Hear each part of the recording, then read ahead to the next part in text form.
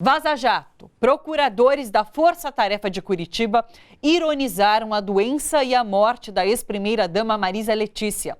Diálogos revelados hoje pelo site UOL mostram ainda que os procuradores levantaram suspeita sobre a causa da morte de Marisa Letícia e acusaram Lula de querer lucrar com a morte da esposa, do irmão e até do neto.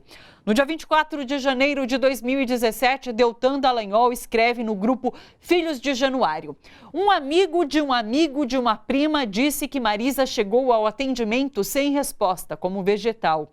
Januário Paludo comenta: estão eliminando as testemunhas.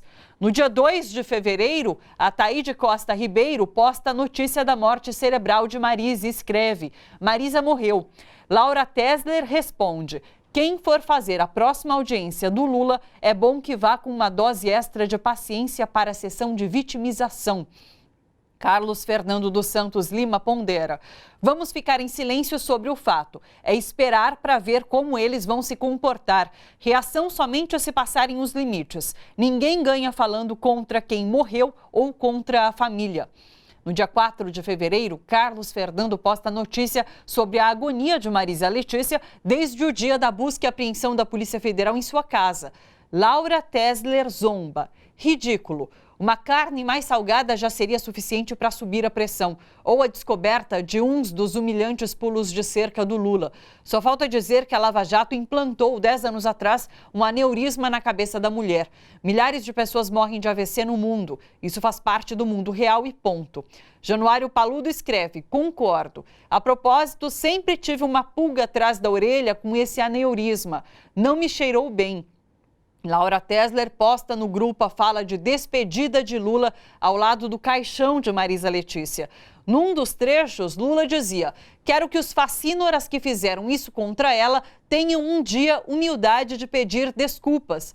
Antônio Carlos Welter comenta: ele devia tomar para si o que escreveu. Deltan Dallagnol escreve: bobagem total, ninguém mais dá ouvidos a esse cara. No dia 29 de janeiro deste ano, a notícia da morte de Vavá, irmão do ex-presidente Lula, chega ao grupo de procuradores. Deltan Dallagnol comenta: ele vai pedir para ir ao enterro. Se for, será um tumulto imenso. A Taíde Ribeiro Costa pondera: mas se não for, vai ser uma gritaria e um prato cheio para o caso da ONU. Eles iniciam uma discussão sobre se Lula deve ou não ir ao enterro do irmão, até que a Taíde escreve: ou, como disse um de nós, leva o morto lá na Polícia Federal, numa referência ao local onde Lula estava preso. Numa outra conversa, Antônio Carlos Welter opina: eu acho que ele tem direito a ir, mas não tem como. Januário Paludo escreve: o safado só queria passear e o Welter com pena. No dia 1º de março, o alvo do grupo é o neto de Lula, de 7 anos, que tinha falecido. Jerusa Viecili escreve: preparem nova novela de ida ao velório. A Taíde Costa comenta: putz, no meio do carnaval. Por conta desses diálogos, a defesa do ex-presidente Lula entrou hoje no STF com o pedido de suspeição dos procuradores da Força Tarefa da Operação Lava Jato. Jair Bolsonaro apresentou condições para aceitar 20 milhões de dólares oferecidos pelo G7 para o combate a incêndios na Amazônia. O presidente francês Emmanuel Macron precisa se desculpar por supostos insultos.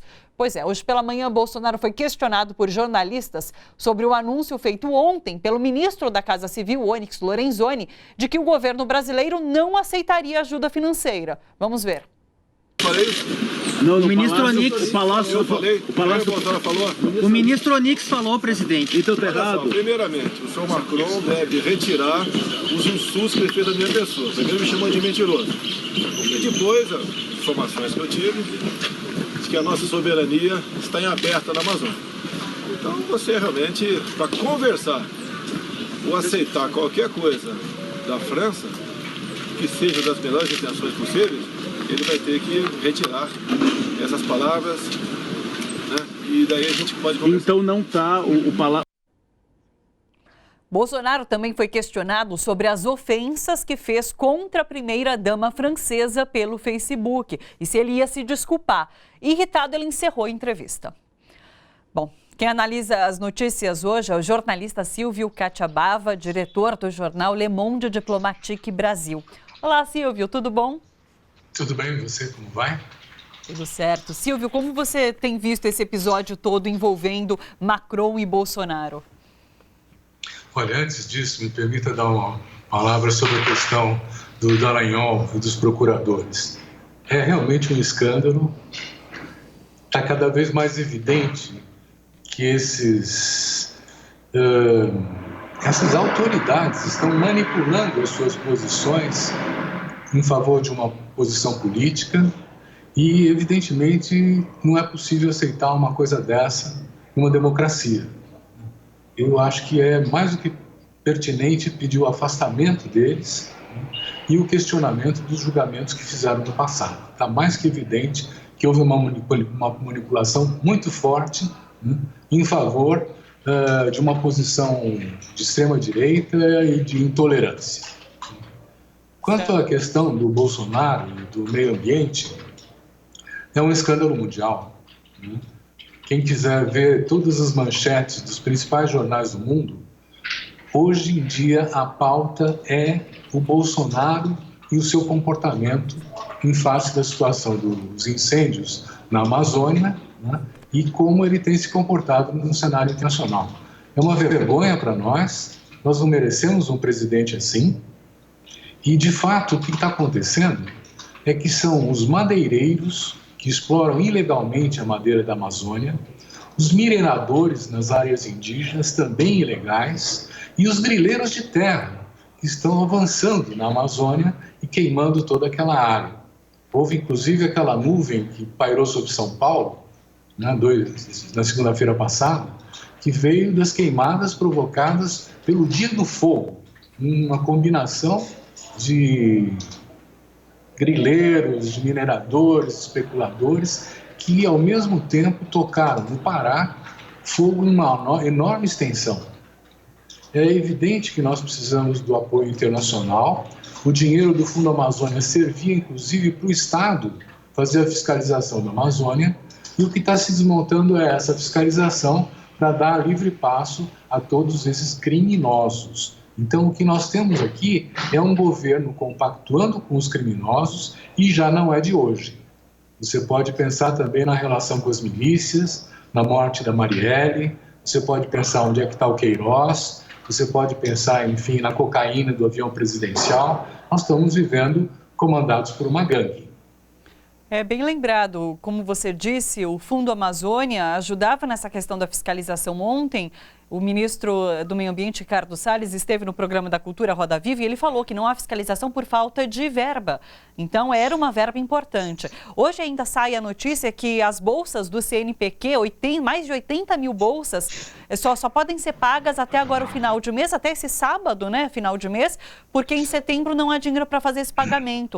Então, existe um problema de orçamento grave, enquanto isso, o Bolsonaro recusa ajuda financeira por conta, e é bom explicar o que foi esse insulto, porque Macron disse que ele é mentiroso, porque ele disse que estaria se preocupando em relação ao meio ambiente, em relação ao clima, e depois, meses depois dessa afirmação que ele fez ao presidente francês, surgem as notícias dos incêndios na Amazônia. Então, não foi bem um insulto, foi uma constatação. Veja, eu acho que nós temos que dar um passo atrás para entender isso, Por exemplo, o corte das verbas das universidades públicas federais, que é drástico e vai paralisar as universidades e a possibilidade dos pobres acederem a esses cursos superiores, é da ordem de 3 bilhões, não chega a isso. E esse ano o Congresso aprovou uma medida que foi do governo Temer, de dar uma isenção de pagamento de impostos para a Shell, para a British Petroleum, para a Exxon, explorarem o pré-sal, na ordem de 50 bilhões de reais por ano. Então, eu diria, não é que nós estamos sem orçamento, nós estamos sem orçamento para o interesse público, porque os estudos recentes que apontam dados de 2017 dizem que as isenções fiscais, ou seja, a liberação do pagamento do imposto devido, soma 270 milhões no ano de 2017. É muito dinheiro Imagine o que acontece com mais 20 bilhões no SUS, com mais 40 bilhões nas universidades. Nós íamos ter uma melhora sensível do tratamento da questão da saúde e da educação para quem mais precisa. Olha só, você que curte a TVT e quer contribuir com a gente para que a nossa programação chegue cada vez mais longe, se inscreva no nosso canal do YouTube /Rede TVT e torne-se membro. Ou então faça a sua contribuição em nosso Catarse. É só acessar catarse.me/TVT. A gente agradece.